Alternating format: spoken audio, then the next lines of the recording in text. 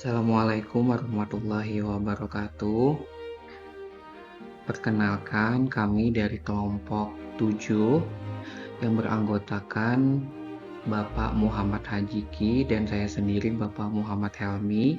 Di sini kami akan memaparkan hasil tugas kelompok kami yang berjudul Dampak Utang Daerah Terhadap Pembangunan Ekonomi dan Sosial, Analisis Kontribusi dan Resiko Keberlanjutannya.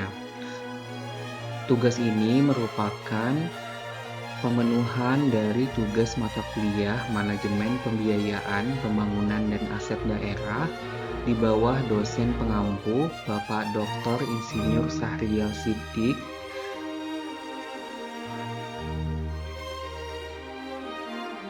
Adapun yang melatar belakangi kenapa kami melakukan analisa, yaitu bahwasanya utang daerah di Indonesia merupakan instrumen keuangan yang digunakan oleh pemerintah daerah untuk membiayai pembangunan di luar sumber pendapatan asli daerah atau PAD, seperti pajak dan retribusi, serta transfer dari pemerintah pusat termasuk dana alokasi umum dan dana bagi hasil. Dalam kerangka Undang-Undang Nomor 33 Tahun 2004 tentang perimbangan keuangan antara pemerintah pusat dan daerah, utang daerah diatur untuk mendukung pembangunan infrastruktur dan layanan publik guna mendorong pertumbuhan ekonomi dan kesejahteraan sosial. Adapun beberapa poin yang akan kami bahas di dalam analisa ini, yaitu ada 4 hal. Yang pertama adalah kontribusi utang daerah terhadap pembangunan ekonomi. Yang kedua, kontribusi utang daerah terhadap pembangunan sosial. Yang ketiga, resiko keberlanjutan utang daerah. Dan yang keempat adalah keseimbangan antara pembayaran utang dan alokasi anggaran. Baik, yang pertama adalah analisa kontribusi utang terhadap pembangunan ekonomi. Menurut Pratama dan Wahyudi, pada tahun 2022, utang pemerintah termasuk di tingkat daerah dapat meningkatkan pertumbuhan ekonomi melalui peningkatan belanja modal yang didanai untuk meningkatkan permintaan agregat, sementara dalam perspektif penawaran, utang mendukung akumulasi modal fisik seperti jalan, pelabuhan, dan pembangunan ekonomi lainnya. Dalam data nasional yang kami gunakan pada tahun 2022, total utang daerah di Indonesia itu mencapai 14,8 triliun dengan mayoritas digunakan untuk infrastruktur sebesar 60% dan pembangunan ekonomi lainnya sebesar 25%. Adapun di sini kami mencoba untuk membuatkan best practice, yaitu pada pembangunan bendungan Kamijo di Kabupaten Bantul, Daerah Istimewa Yogyakarta yang didanai melalui pinjaman daerah. Menurut analisa dari Dirjen Jalan dan Kemenkyu pada tahun 2021, proyek ini meningkatkan produktivitas pertanian sebesar 15% dan menciptakan 500 lapangan kerja temporer selama konstruksi dan berkontribusi pada PDRB lokal sebesar 0,8% pada tahun pertama operasional. Yang kedua, analisa kontribusi utang daerah terhadap pembangunan sosial.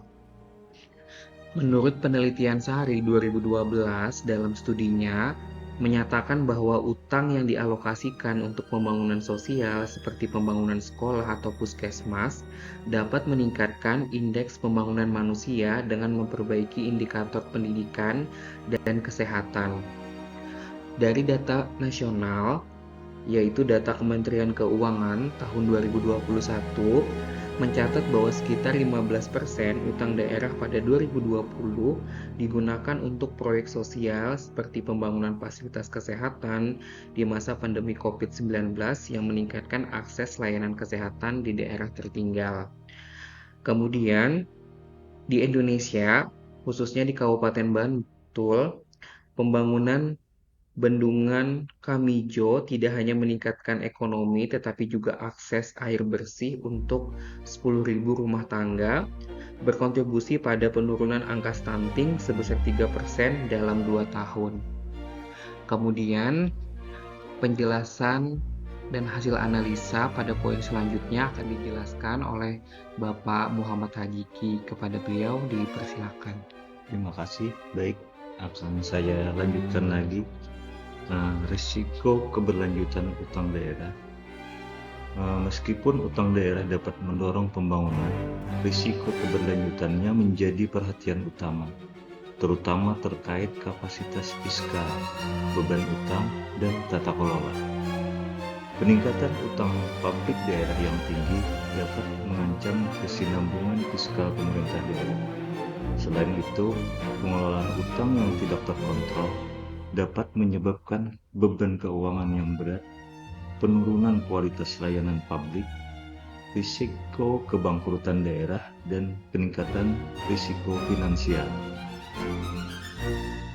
Badan Kebijakan Fiskal pada tahun 2023 menekankan bahwa utang daerah yang berkelanjutan bergantung pada kemampuan menghasilkan pendapatan baru dari proyek yang didanai. Jika utang hanya menghasilkan aset non-revenue generating atau aset berwujud, misalnya gedung kantor, risiko defaultnya meningkat. Di Kabupaten Balangan, ketergantungan pada tambang yang fluktuatif menambah risiko ini, karena pendapatan daerah bisa menurun jika harga batu bara jatuh. Selanjutnya, keseimbangan antara pembayaran utang dengan alokasi anggaran adalah salah satu isu penting dalam pengelolaan keuangan daerah. Pemerintah harus memastikan bahwa kewajiban pembayaran utang, baik pokok maupun bunga, tidak mengorbankan kebutuhan dasar pembangunan dan pelayanan publik. Pembayaran utang merupakan kewajiban hukum dan moral untuk menjaga reputasi kreditnya. Kegagalan membayar utang dapat menyebabkan, yang pertama, penurunan peringkat kredit, kemudian kenaikan bunga pinjaman di masa depan, dan terakhir ketidakpercayaan investor. Namun pembayaran utang yang terlalu besar bisa menyedot dana publik yang seharusnya digunakan untuk sektor prioritas. Jika terlalu banyak anggaran terserap untuk membayar utang, sektor-sektor strategis bisa terdampak, memperlambat pertumbuhan dan kesejahteraan rakyat.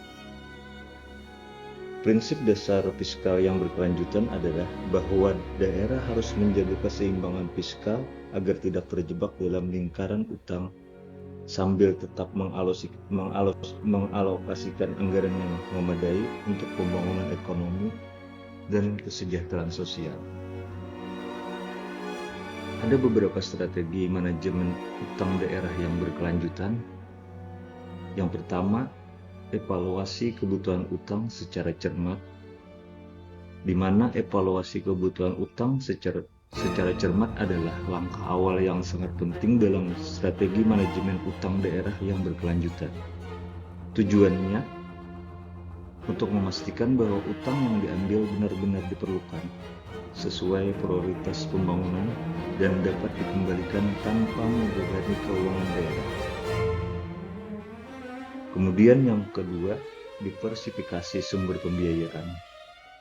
Diversifikasi sumber pembiayaan adalah strategi penting dalam manajemen utang daerah yang bertujuan untuk mengurangi ketergantungan pada satu jenis atau sumber pendanaan. Dengan diversifikasi, pemerintah daerah dapat meningkatkan fleksibilitas fiskal, memperkecil risiko gagal bayar, dan mendapatkan pembiayaan dengan syarat terbaik. Kemudian yang ketiga, pengendalian utang melalui regulasi. Pengendalian utang melalui regulasi adalah kunci untuk menjaga agar utang daerah tetap dalam batas yang aman efisien, dan sesuai dengan kemampuan fiskal daerah. Regulasi memberikan kerangka hukum dan batasan yang harus dipatuhi oleh pemerintah daerah saat merencanakan, mengakses, dan mengelola utang. Yang keempat, perencanaan anggaran yang realistis. Perencanaan anggaran yang realistis adalah fondasi utama dari pengelolaan keuangan daerah yang sehat dan berkelanjutan, termasuk dalam konteks manajemen utang. Anggaran yang disusun secara realistis mencerminkan kondisi keuangan aktual daerah dan meminimalkan risiko defisit atau ketergantungan pada utang. Yang kelima, fokus pada investasi produktif. Salah satu strategi penting dalam manajemen keuangan daerah dan utang daerah yang berkelanjutan adalah fokus pada investasi produktif. Dengan memprioritaskan pembiayaan pada investasi yang menghasilkan manfaat ekonomi dan sosial jangka panjang.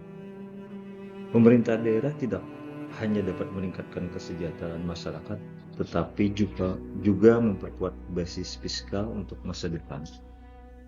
Kemudian yang terakhir, koordinasi pemangku kepentingan. Salah satu aspek yang krusial dalam manajemen utang daerah dan perencanaan pembangunan secara keseluruhan. Tanpa koordinasi yang baik, risiko kegagalan proyek, tumpang tindih kebijakan, dan rendahnya akuntabilitas akan meningkat. Koordinasi yang kuat memastikan bahwa seluruh pihak terkait memiliki pemahaman dan komitmen yang sama terhadap tujuan pembangunan dan pengelolaan keuangan daerah secara berkelanjutan. Adapun rekomendasi dan evaluasi yang kami sarankan. Yang pertama, utang daerah jika dikelola secara terarah dan akuntabel dapat menjadi instrumen strategis untuk mempercepat pertumbuhan ekonomi dan peningkatan kesejahteraan sosial.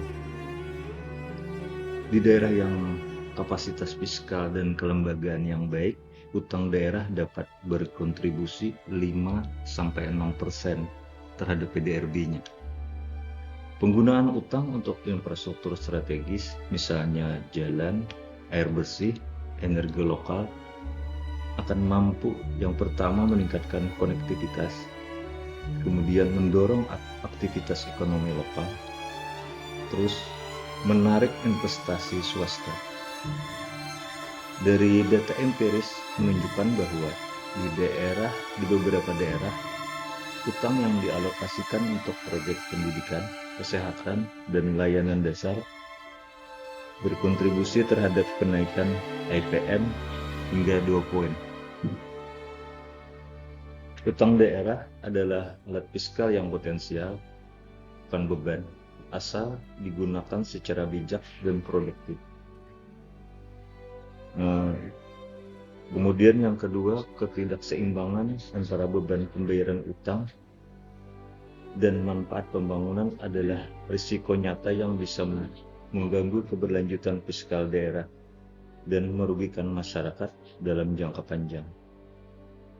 Utang daerah adalah alat, bukan tujuan. Tanpa perencanaan matang, diversifikasi pendapatan, dan tata kelola yang kuat, utang bukan hanya gagal mensejahterakan, tapi justru menjadi beban fiskal jangka panjang yang menekan generasi mendatang.